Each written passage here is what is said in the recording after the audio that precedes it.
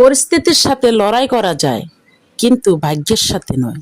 ভাগ্য এক আজব জিনিস, কাউকে সবকিছু দেয়, আবার কারো থেকে সবকিছু কেড়ে নেয়। পরিবারের কাছে শান্তি না পেলে মানুষ তার প্রিয় মানুষের কাছে শান্তি খোঁজে। সেখানেও শান্তি খুঁজে না পেলে কেউ বেঁচে থাকতে মরে যায়, আর কেউ মরে গিয়েও বেঁচে যায়। নিজের স্ত্রীকে যথেষ্ট পরিমাণে সময় দিন, বিশ্বাস করুন, ভালোবাসুন, তার মাঝে মানসিক শান্তি খুঁজে নিন, তাহলে আর সংসার জীবনে যুদ্ধ ক্ষেত্র মনে হবে না। এটাই বাস্তব, এটাই সত্যি।